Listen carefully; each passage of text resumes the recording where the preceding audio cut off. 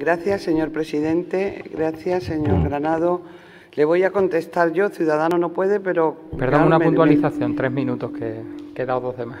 ¿Perdón? 3 minutos. Tiene la palabra por 3 minutos, que le había dicho 5. Que digo que le voy a contestar yo. Ciudadano no puede, pero la vida te pone estas cosas en suerte. Mire, si usted... La gestión que ha hecho es la mejor posible, usted tenía que haber dejado el cargo de inmediato. Porque si usted le llama a hacer la mejor posible una gestión en la que han muerto más de 100 mayores, dígame usted qué es lo que sabe hacer. O sea, yo creo que debería de haber usado otra palabra.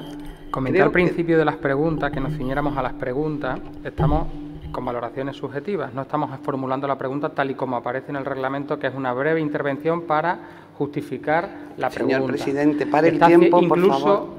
Ha hecho referencia a que hace referencia a la pregunta anterior. Entonces, yo le pido... Mire, señor presidente, la pregunta es la misma. No estoy entrando en una interpelación con usted, le estoy diciendo que se ciña la pregunta. No que haga referencia a una pregunta anterior, como acaba de hacer y queda registrado en el orden del día. Pero cuando es que es exactamente la misma pregunta. La pregunta, bien, pero no haga referencia a lo que ha dicho el anterior diputado. Un momento, empezamos de nuevo. Yo retiro que le contesto a la pregunta anterior. Gracias. Pero lo que le voy a decir al señor Granado es que si es la mejor gestión que sabe hacer... Ahí no si es la entro, mejor pero no gestión entremos en lo otro. que sabe, por favor, señor presidente, Vamos. de verdad, Gracias. de verdad, señor presidente. Yo sé que esto es muy molesto para ustedes, pero yo no tengo la culpa yo que hayan gestionado. Estoy ciñendo al orden del día y a lo que pone el reglamento. Ya, pero estoy en el orden del día. No estoy haciendo valoraciones subjetivas como hace usted y le pido por favor que no... Pero yo estoy aquí para hacer las valoraciones que considere pertinente como diputada que soy. No sobre mí y lo que acaba de hacer, que usted entiende que yo estoy haciendo valoraciones subjetivas sobre usted. Le ruego que no haga valoraciones subjetivas sobre mi persona y mi manera de actuar, porque yo solamente no estoy haciendo valoraciones subjetivas sobre su manera de actuar, sino sobre la pregunta y la manera de formularla tal y como aparece en el reglamento. Usted ha dicho antes que yo estaba haciendo valoraciones subjetivas. Porque está haciendo referencia, ha hecho referencia y va a aparecer señor por mucho... presidente, las valoraciones que yo hago son las que mi cargo me permite como diputada para controlar al gobierno. No tiene la palabra, le llamo al orden por primera vez. Va a aparecer, me parece increíble. Va a aparecer, el tiempo está parado, va a aparecer en el acta todo lo que se ha dicho para que quede constancia de lo que ha hecho usted referencia a una pregunta anterior que nada tiene que ver con la pregunta actual. Puede continuar, el tiempo está parado. Tiene que ver porque es exactamente la misma, señor presidente. Ahora sí tiene la palabra para justificar y argumentar la pregunta como... Bien, señor gerente, usted ha dicho en alguna ocasión, que le he oído yo decir, que la gestión que ha hecho sobre la residencia asistida es la mejor posible. Eso se lo he oído yo decir en alguna ocasión. Entonces, a mí me gustaría decirle que si eso es lo que usted ha sido capaz de hacer con referencia a la gestión de la asistida, debería de haber dejado el cargo mucho tiempo. Mire, yo quiero preguntarle por qué la residencia El Cuartillo ha tenido un índice de letalidad tan superior a la media nacional. ¿Por qué en la residencia El Cuartillo han muerto casi 100 personas, aunque ustedes se empeñen en decir que han sido 75? Y le pregunté en la anterior comparecencia, mía, no de ninguno, y con lo cual puedo referirme a ella, si es verdad que hay otro contagio en la asistida de Cáceres, solo 5 días después de que se diera de alta al último infectado y que pone en cuarentena a 2 trabajadoras. ¿Es verdad que se trata de una anciana que ha sido derivada al hospital con una neumonía y que se mantiene aislado a su marido, aunque ha dado negativo en una primera prueba? ¿Es verdad que la situación ha generado alarma entre los familiares de los residentes y los trabajadores? ¿Y que estos últimos han tenido que volver a utilizar los equipos de protección individual que habían aparcado hace unos días y reclaman de nuevo soluciones para este centro? ¿Sabe si algún otro anciano puede estar también infectado, ya que la residencia había retomado en parte la normalidad y los mayores ya podían salir al jardín y ya almorzaban juntos en los comedores de planta? Mire, señor Granado, el 11 de marzo se produjo una concentración de personal en la residencia asistida El Cuartillo en demanda de personal y medios materiales para proporcionar una asistencia sociosanitaria de calidad a los residentes. Y dice usted que habían hecho muchas contrataciones. Las concentraciones del personal a las puertas de la residencia han sido constantes, como así está documentado ampliamente en prensa. Estas concentraciones son debidas, como reseñan los medios de comunicación, a que la falta de medios humanos era ya insostenible. Los trabajadores se quejan de que la falta de material es constante. La provisión del vestuario es inexistente desde hace años. llegando al extremo que los propios trabajadores acabamos, dicen ellos, comprando nuestro uniforme. El funcionamiento de la bolsa de trabajo no es adecuado, no se sabe nunca cuándo será cubierta las bajas que se producen. En ocasiones se tarda más de una semana. Y, por último, la formación específica en primeros auxilios y en atención al usuario dependiente es mínima. Esto ocurría el 11 de marzo y ustedes dejaron que se hiciera esta manifestación y, además, le estaban ya demandando trabajadores que ustedes, evidentemente, no contrataban. Muchas gracias. Una pregunta que le hago, señor Granado, y no me la responde. ¿Hay infectados nuevos en la asistida, sí o no? Porque esa se le ha olvidado contestarme. Mire, dice usted que no tiene manual de instrucciones. Pues acaba de decir el director gerente del SES que no le gustan los manuales de instrucciones. Pónganse de acuerdo si quieren un manual de instrucción o no para llevar la crisis del COVID.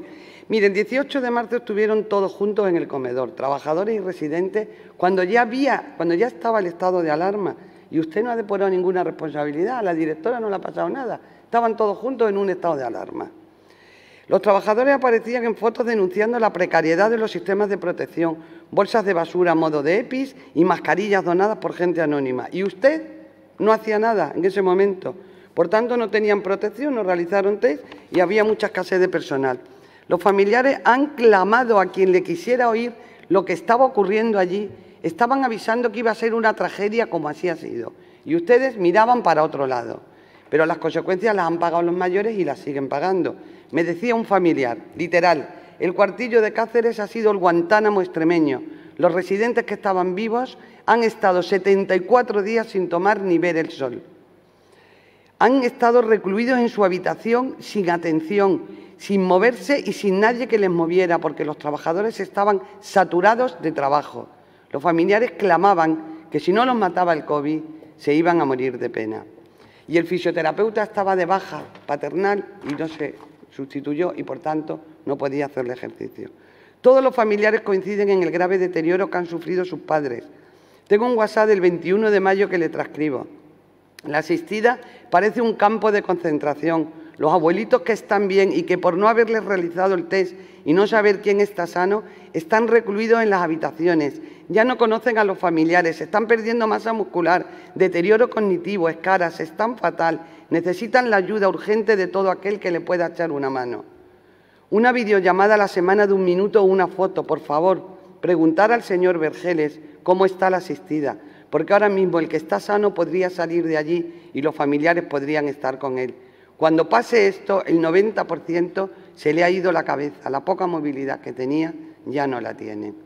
Literal, el periódico Extremadura decía el 4 de junio que los mayores que han superado la enfermedad sufren ahora un importante deterioro físico y cognitivo.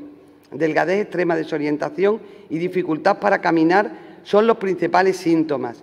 Lo cuentan a este diario los familiares. Mi madre necesita ahora una silla de ruedas y tienen que atarla porque no se sostiene, parece un cadáver.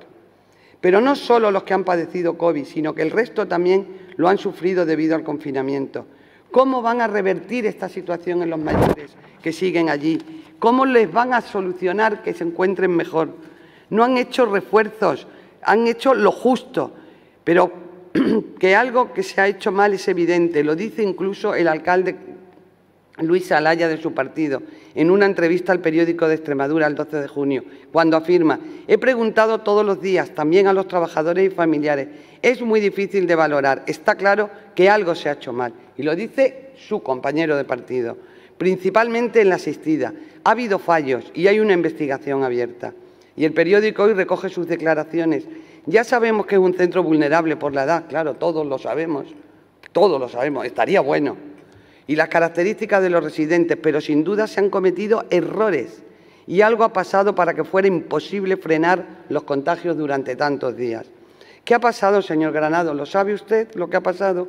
Ustedes le dijeron a los familiares que no hacía falta que acudieran a la Fiscalía, que estaban dispuestos a darle información, dijeron en prensa. Nosotros le proporcionaremos a las familias toda la información y todos los datos que nos pidan. Los familiares preguntan al señor Vergeles si el resto de fallecidos en la residencia del Cuartillo de Cáceres, desde que ustedes contabilizaron el último muerto, hasta el día de hoy, no han estado en algún momento contagiados de COVID. Usted sabe que la residencia llegó a infectarse casi el 80% de los usuarios. concretamente 252 de los 320 que vivían cuando empezó la crisis sanitaria. Se han hecho constar como causa de su defunción otras patologías previas y no se le ha calificado como COVID-19 o como posible COVID-19 o defunción a causa de otras patologías previas que se han visto agravadas por la infección e incluso por las secuelas del COVID. Señoría, le quedan 30 segundos. Voy terminando. Hace un mes había 75 fallecidos oficialmente en la asistida, pero ya sumaban casi 100 en su totalidad. ¿Cuántos fallecidos se contabilizan a día de hoy? ¿Cuántos fallecimientos se han producido durante los 100 días del estado de alarma? Señor Granados, díganos ya la verdad, por favor, porque así dormirá usted mejor. Muchas gracias.